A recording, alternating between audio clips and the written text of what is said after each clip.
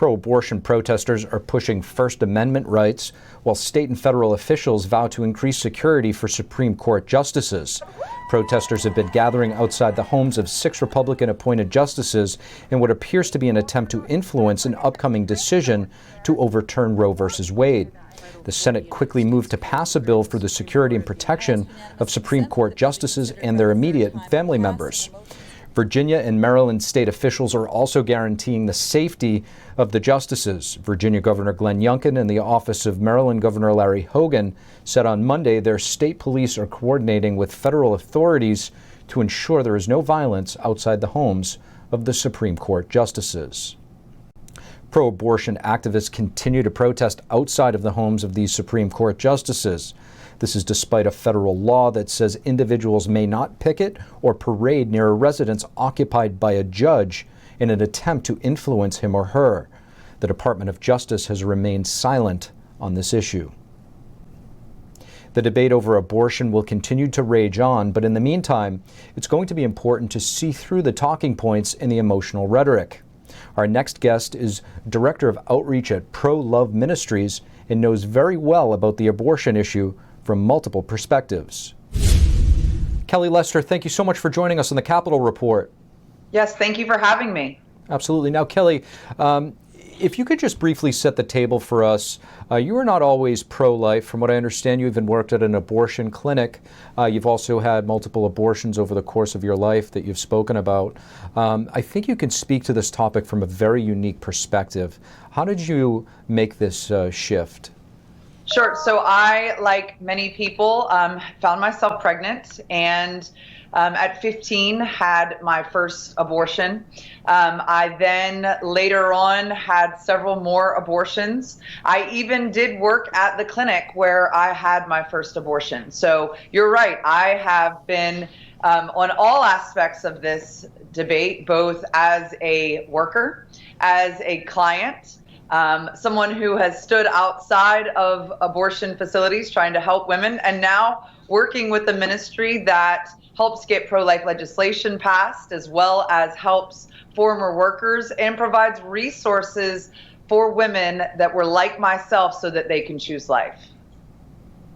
So from your experiences being in and around these clinics, both as a patient and as an employee, are there any signs, literally, that they post there or attempts to help these young women who go into these clinics to potentially be talked out of these abortions, whether it be suggesting adoption or other things, from your experience?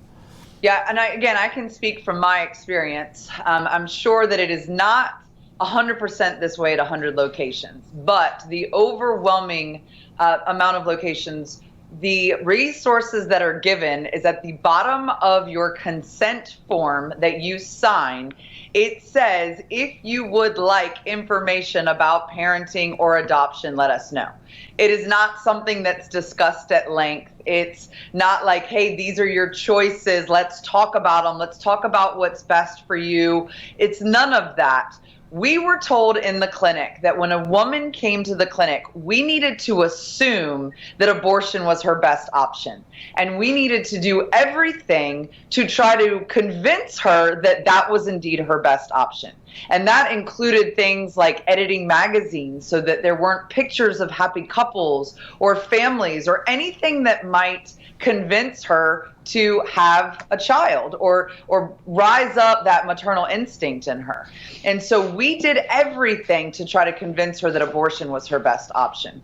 And that's what we've heard across the board from the over 600 workers that we've had leave the industry, that in fact, if you start convincing women for options other than abortion, you get let go because you are messing up their bottom line, which is making money from abortions. Wow, Kelly, we're seeing some of these protests now taking place at the Supreme Court justices' private residences. The mainstream media and even the White House has fallen short of condemning these, even though this is in fact in violation of federal law to harass a judge in an attempt to have them reverse their decision. Sometimes when you have the loudest voice, you can give the impression that you have the majority of public opinion. Mm-hmm. With that said, how popular do you think that the pro-life movement is right now as we speak? Well, I think that that's kind of a hard statement to qualify or quantify, because if you ask people, for instance, are you in support of Roe versus Wade?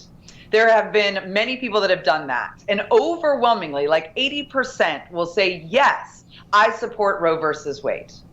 But if you ask them, what does Roe versus Wade do? What does it mean? The overwhelming majority of them do not know what it means. And of that overwhelming majority, if you explain to them what Roe versus Wade actually does, they change their mind and say that they don't support it. I have found the same thing with people when you ask them, are they pro-choice? To be honest with you, I am pro-choice. I am for choices. I am not pro-abortion. And so when you start asking people, what does that mean to you? When you say you're pro-choice, what does that mean? And you find out many times they don't know what that means. They know the narrative that they've been fed, and it sounds good on the outside, but when they get into the realities of it, they don't actually support it. And so I think that the majority of the population, that's how they believe. They want there to be some restrictions at a bare minimum on abortion. They want there to be some guidelines and procedures that are followed. And if they knew the reality of what was actually happening across our country, most of them would say that they do not support it. What do you say to those who say that this is a step back for women's rights, my body, my choice? Well, I'd say a lot of things. First off, I would say it's not your body. It's someone else's body. But let's talk about the women's rights thing. I am a mother. I have 6 children. I also work for one of the largest nonprofit organizations and ministries in the country. I also serve at my church. So women are stronger than the abortion industry is telling them they are.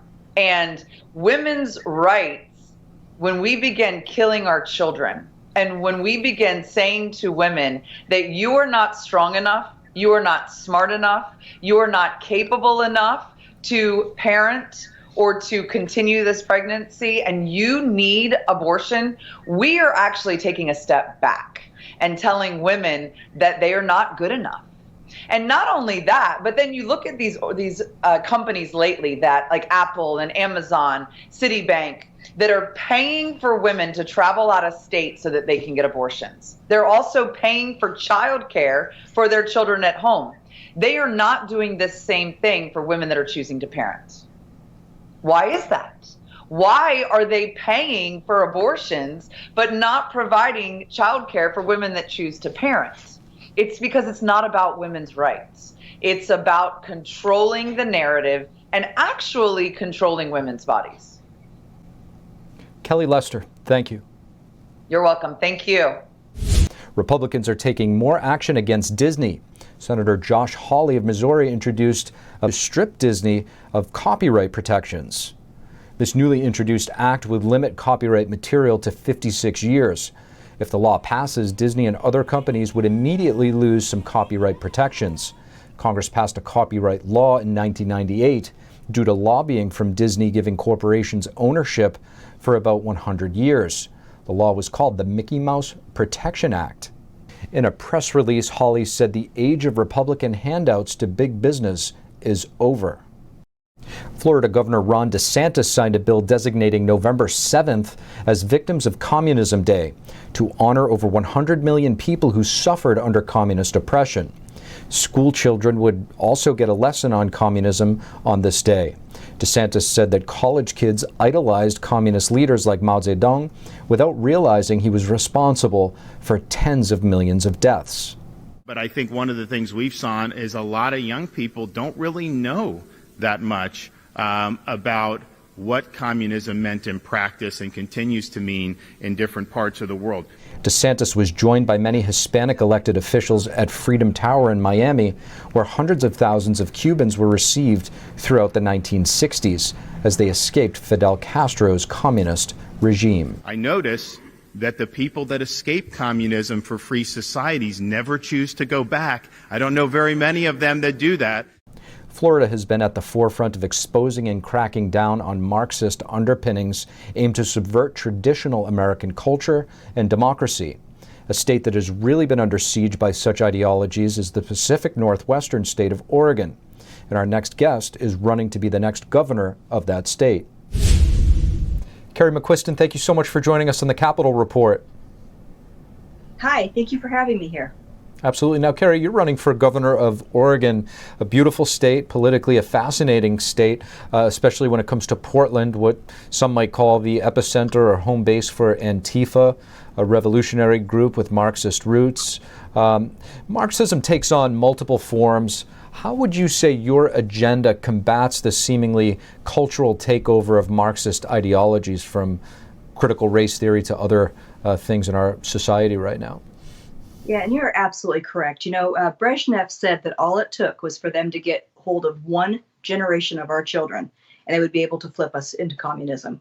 And that's the push that I'm actually seeing here in Oregon. We have things that blur the lines of how people see themselves, kind of hammer down their individuality. And that's the first step toward communism. These folks have to be a generation convinced that they don't have these individual rights. They may not see themselves as individuals. They have to slide into this hive mentality. And that's absolutely what we're seeing in our education system here in Oregon. It's as if we're the test run here in the United States to see how far they can push this. So I'm absolutely pushing back against it. Part of the platform that I'm running on, for governor, would be to ban critical race theory and some of the other nonsense I'm sure you're seeing in the headlines right now. Carrie, Governor Ron DeSantis, speaking of socialism and communism, just signed a bill into law mandating that the history of communism be taught in schools throughout Florida. Do you think this is good legislation, and why do you think he did it? I think it's great legislation. We need to make people aware of this, because I'm completely aware that communism and socialism is how evil manifests itself through our political system. And it will eventually erode and take out Oregon and the United States as a whole if we don't stop it. So I applaud what he's doing. He's pushing back very firmly right now on this push.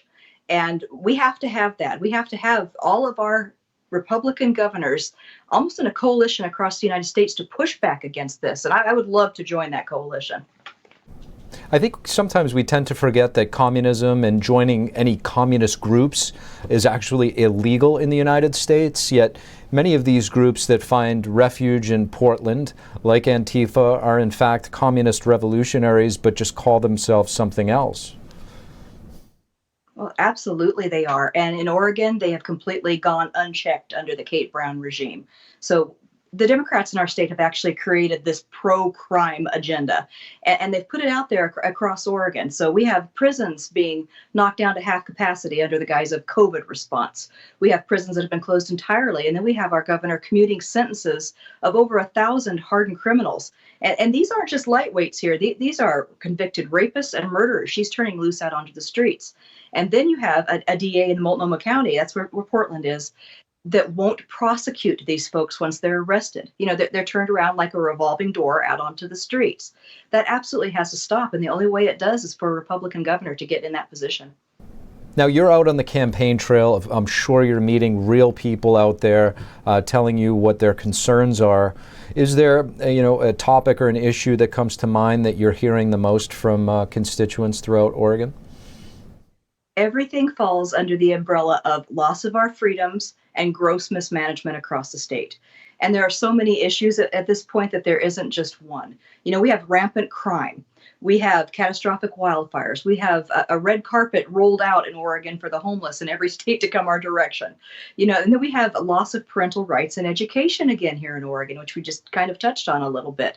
We have to have the money follow the child to put that power back in the hands of our parents. So there are just so many things, our unhealthy business climate in Oregon.